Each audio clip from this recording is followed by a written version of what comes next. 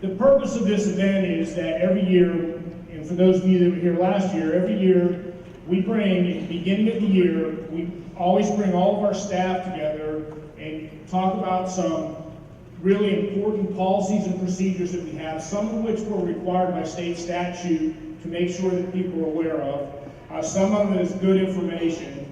And then in many cases, it's been changes in practice and procedure from one year to the next, particularly in the evolving area of school safety. And we feel like with the number of substitutes that we have, the number of days that our substitutes in our classroom, that we have a responsibility to you all as well to make sure that we're providing the information of those changes.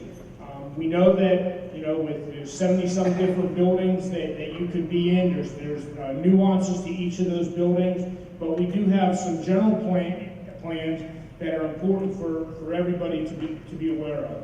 And so, well, we've scheduled this for 4 hours. We have no intention of having you here for 4 hours. We're going to not take a break. We're going to work our way through this and get you the information that we feel you need and that we know is important. So I'm going to speak a little bit about some substitute duties, some policies and procedures. Then Mr. Weiss, our ombudsman, will talk to you about some more procedural things as a substitute, some classroom management do's and don'ts. We'll turn it over to Captain Francis to talk about school safety. We're going to talk a little bit about name badges. We always know that's a topic to discuss. And then Ryan Peach will be here to talk a little bit about frontline management. And at the end, we'll take some general questions, but more importantly than that, we'll just avail ourselves, since we have scheduled this for plenty of time, for people that have individualized questions. Rather than have everybody sit here and listen to individual questions, we'll go ahead and we'll just break, and then we'll stay here as long as it takes to answer your questions. Because some of you will have questions for frontline, some of you will have questions for school safety, some of you will have questions for me. So rather than have everybody just sit through all that and listen to it, if you have a question, we'll take those individually.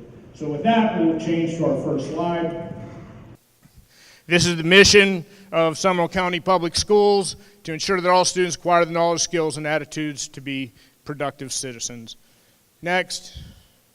Okay, just some general kind of things, and some of you have been substitutes for years and years, and I don't mean to insult your intelligence by going over that, but we do have, every year, we have numerous subs that are new to us, and so there are just some general things that I want to go over about what you should do when you get on campus. And so when possible, you want to arrive as early as possible for your teaching assignment for that day. Now, I know a lot of times you're getting called at the last minute and you're rushing in and those things, but when you've scheduled, arrive as early as you possibly can, so that you can make the necessary arrangements to prepare for teaching that day.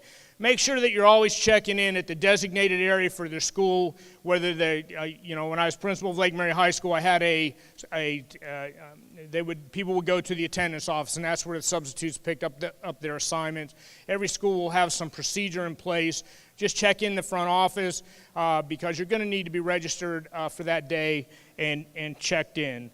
The school should have a substitute packet for you. That's something that we work with our schools because we know that that's helpful for you, that there is a folder or something that provides all of their policies and procedures and answers general questions for you that you can have through the day. You are to be given a classroom key. We need to be able to lock up those rooms, so you'll need to obtain the classroom key. That is something that Captain Francis has worked diligently on with our principals, because we need to be able to lock the doors, unlock the doors as need be. Get a campus map and any of the forms or procedures that are needed, and then inquire about what you need to do at the end of the day. Do they want you to leave the stuff in the classroom and just sign out? Do they want you to bring the sub packet back to them? Just find out. They should be telling you that, but if they don't, please inquire. Before class begins, you want to introduce yourself. Before you start teaching, try to find people around you, whether it's a department head, a teacher next door, a team leader, or someone that you can call on if you need some help and get some questions answered. You're also going to want to get the seating chart, make sure you know where the classroom telephone number is, what are the school's procedures for calling the front office. Locate the faculty lounge, the dining areas, the faculty bathrooms, those things. If you can get all that done at the beginning, it'll set yourself up for a better day. And then, importantly, make sure that you understand what the school's requirements are for checking student attendance and recording that. During your class, record your student absences according to the school procedures. A lot of times they'll have announcements that they'll want you to make to the students, so make sure that you do that. When you go to lunch or you have a planning period, if you have a planning period, make sure if you leave the classroom, you lock it when you leave it, and please don't leave any of your personal items in the classroom. It's just much safer if you take those things with you. If for some reason you have to leave campus during your lunch or something, you need to make sure that you're checking out through the front office so that they know that you're not there and they can account for you should something happen. At the end of the day, you just want to package up all the materials, leave a note for the teacher to let them know what went well, what didn't go well, and then leave the materials either in the classroom or take them to the front, as I stated earlier, as directed.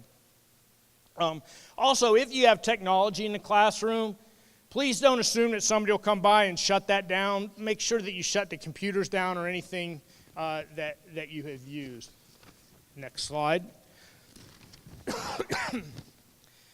Again, just as a reminder, when you get in the classroom, if there's a whiteboard, and most of them do, put your name on the whiteboard so the students know who you are. Again, familiarize yourself with the lesson plan. If there's a teacher's edition of a textbook, make sure that you have that. If you're able to scan through, or if you've had the material in advance, just kind of make some notes for yourself about what it is you're instructing that day. If you can write down some questions, ask the students to help keep them engaged, you'll want to do that. Kind of anticipate in advance what the students might have. And then, in elementary schools, you're just going to have to, as the students are working, prepare, because they don't take a break necessarily between one class, and the next. So you kind of need to be, preparing after they get started on something, prepare for the change in activity. And then, it's really important that during class, when that class bell rings, you get them engaged, immediately. You're in charge. You want to demonstrate that you're in charge, and many times they don't know you, and I know that's a particular challenge. So the more that you can come off as being prepared and being in charge, the smoother that transition from the teacher they're used to you will be. Next. It's real important to try to establish a professional but positive rapport with your students.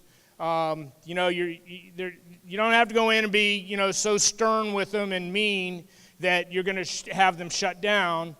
You want to smile with them and engage them, look them in the eye, but at the same time, you're not going to be their friend either. It's always helpful to try to call them by their names as much as you can, and that's why we encourage our teachers to have seating charts. That helps you out. Smile, be positive. And then whenever you can and it's appropriate, assist students with work. Now, if I was substituting in a calculus class, there wouldn't be much I'd be able to help them with. And I certainly understand that. But for those things that you can help them with, it's always appreciated. Next. Always dress professionally. And I know sometimes, we don't feel like that some of the day-to-day staff at the schools necessarily dress real professionally. But be that as it may, the students in many cases don't know you. So the more professional you dress, the more professional you're going to come across. Again, be organized, gives them a sense that you're the person that's in charge. This isn't your first rodeo. You know what's going on. Always introduce yourself as Mr., Miss, Mrs., Doctor. Don't fall into the trap of letting students call you by your first name, or Karns and Jones. Hey Jones, insist that they call you Mr. Jones or Mr. Karns or Mrs. or Doctor or whatever. You want to keep the students engaged. Free time is a bad time. They'll try to talk you into free time. They'll try to get you off topic. You don't want to do the free time with them. Don't lose your temper. They will get you to lose your temper. They'll get you to that point. In some cases, that's their goal, is to get you to lose your temper. Don't do it, because whatever you do, you're held accountable for, regardless of whatever they've incited you to do. Seek out, get some help from the discipline office, the assistant principal, but whatever you do. And don't make empty threats. Don't tell them that you're going to kick them out of the class, and just send them away, because you can't do that. You can't throw kids out and leave them unattended. You can't tell them you're going to cut their head off. You're not going to do that. You may want to, and I know I've wanted to, but you just can't do it. And then follow the school rules. And we know that's a challenge for you all. It's a challenge from teacher to teacher, because we have some teachers that don't follow the school rules, and then you try to enforce the school rules, and you get a little bit of rebellion from that. And teachers experience the same thing in a school. Some teachers are really good about following the school rules, others are not. And when the students go from class to class, they get frustrated that this teacher didn't follow the rules, but this teacher is. Well, you're going to experience the same thing, but you just have to be persistent in making sure that you do follow those school rules. Next, please. Some nevers, and Mr. Weiss will go over some more of this later on, but don't ever leave students unattended. That's one of the worst mistakes that you can make, is leave the classroom and leave a class full of kids in the room. There's only a whole lot of things that can go wrong with that.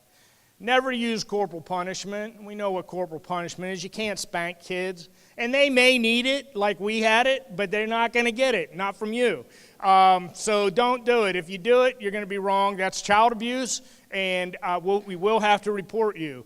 And then your next visit will be with Captain Francis. Don't give medicine of any kind to kids. There's a whole medicine policy. The students have medicine. There's a procedure for them through the attendance office or the front office, the clinic.